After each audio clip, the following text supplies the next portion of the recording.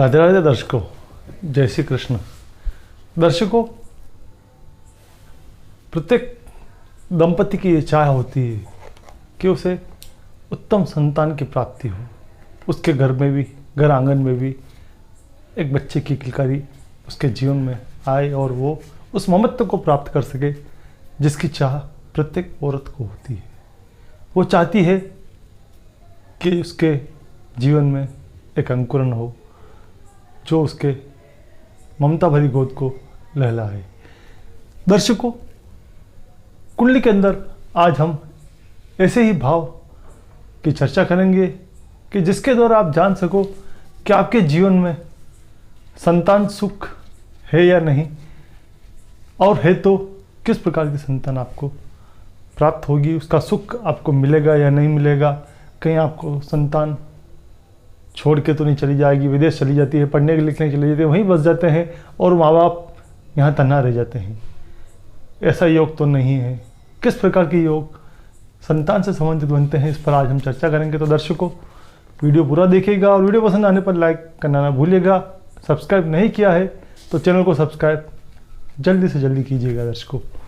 दर्शकों, कुंडली के अंदर लग्न, पहला भाव, दूसरा भाव, तीसरा भाव, चतुर्थ भाव और ये पंचम भाव होता है संतान का भाव।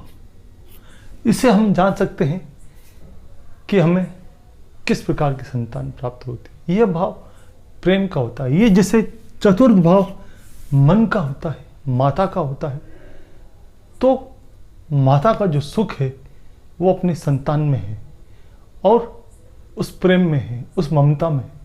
और यही इससे दूसरा भाव संतति को दिया गया है, संतान को दिया गया है, अपने बच्चों को दिया गया है कि संतान का जो सुख है वो उसे मिलेगा या नहीं मिलेगा। फिर सप्तम भाव, क्योंकि जब तक पति पत्नी में प्रेम नहीं है, उनमें सामंजस्य नहीं है, उनमें मन मुटाव है अगर, तो संतान के अंदर भी जो संस्कृति है वो उसी तरह की कलह की बनेगी, लड़ाई झगड़े की, मन मुटाव की बनेगी। तो संतान में अगर बीज रोपण इस प्रकार का होता है कि वो कलह पसंद करता है, माँ बाप को कलह करते हुए देखता है, उनमें प्रेम का अभाव दिखता है, तो उसमें भी उसी प्रकार के गुण विकसित होने लग जाते हैं। फिर भाग्य इस संबंध में आपका साथ दे रहा है नहीं दे रहा है, ये भी जानना अति आवश्यक है। लेकिन मोटे रूप से लग्न और पंचम भाव का संबंध, पंचमेश क्या है, पंचम किस भाव में गया हुआ है, कहीं 6, 8, 12 में चल तो नहीं गया है। 6, 8, 12 में अगर संतान पंचमेश जाता है तो संतान संबंधी पीड़ा देखने को मिलती है। संतान 6ठे भाव में गया है तो उसकी संतान उसके साथ शत्रुवत व्यवहार करती है। उसके कुछ कर्म इस प्रकार से हो जाते हैं कि उन्हें चाहते हुए भी उसके साथ शत्रुवत व्यवहार उसका हो जाता है। अष्टम भाव में गया है तो दोनों के बीच में मन मुटाव, अलग अलग रहना, परिस्थितियां इस प्रकार बनती है कि दोनों साथ नहीं रह पाते। उस सुख से वो प्राप्त होते हुए भी वो वंचित हो जाता है। या कई बार ऐसा होता है कि पंचमें अष्टम भाव में जाने पर संतान सुख नहीं मिल पाता है। द्वादश भाव से संबंध होने पर संतान विदेश चली जाती है। उसका सुख सब कुछ है, दोनों में प्रेम है, माता पिता और पुत्र या पुत्री, इनमें विशेष प्रेम है, सब कुछ है, चाहते हैं साथ रहना, लेकिन परिस्थितियां उसको विदेश भेज देती है और वो विदेश में ही रच बस जाते हैं, वापस आ नहीं पाते। यहाँ तक कि कई बार देखा गया है कि उनकी अंतिम क्रिया तक नहीं पहुँच पाते हैं वो। तो ये सुख होते हुए भी दुख में परिवर्तित हो जाता है। फिर हम ग्रहों की चर्चा कर लेते हैं। तो दर्शकों, संतान के लिए विशेष रूप से गुरु ग्रह का, सूर्य ग्रह का और शुक्र का, इन तीनों का बलि होना आवश्यक है। केंद्रीय त्रिकोण में बैठे हुए हैं, पंचम भाव या पंचमेश के साथ संबंध बना हुआ है, तो ये फल सुख पूर्वक मिलता है और अच्छी संतान प्राप्त होती है।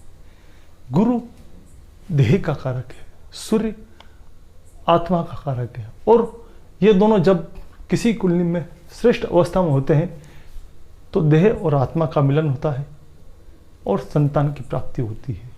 शुक्र वीर्य का कारक है, तो पुरुष की कुंडली में गुरु, सूर्य और शुक्र की स्थिति जान लेना चाहिए।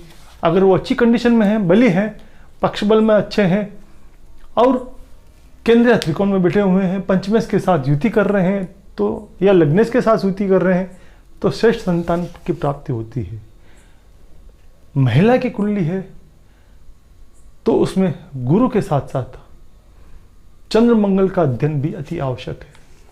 चंद्रमा खून का कारक है, उस गर्भ में उस खून का कारक है जो उसको पोषित करता है। मंगल रज का कारण है जो स्त्री के अंदर अंडा उत्पन्न करता है और गुरु उस देह का कारक है। तो जब स्त्री की कुंडली में चंद्र मंगल की स्थिति शुभ होती है, केंद्र त्रिकोण में है और अच्छी स्थिति में बैठे हुए हैं, और पुरुष की कुंडली में गुरु, सूर्य और शुक्र उत्तम अवस्था में है, तो ऐसे लोगों को संतान की प्राप्ति होती है और उत्तम संतान मिलती है। कुछ और योग के बारे में बात कर लेते हैं। गुरु स्थान हानि भाव, जहाँ बैठता है उस स्थान की हानि करता है। तो कई बार देखा गया है कि पंचम भाव में जब भी गुरु बैठेगा तो संतान सुख से वो वंचित कर देता है। इस भाव का विशेष रूप से अध्ययन कर लेना चाहिए।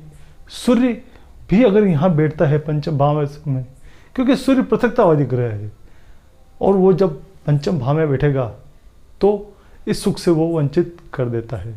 अष्टमेश, षष्टेश, द्वादशेश का पंचम भाव से संबंध होना भी संतान सुख से वंचित कर देता है। और कुछ योग के बारे में बात करूं तो सूर्य के अलावा शुक्र, बुध अगर पंचम भाव में बैठे हैं तो बहुकन्या योग देंगे। पंचमेश का अगर शुक्र बुध के साथ बैठना है तो भी बहुकन्या योग होता है। शनि जैसा ग्रह यहाँ बैठता है तो एक पुत्र दे देता है, पुत्र बहुपुत्र की योग बन जाते हैं।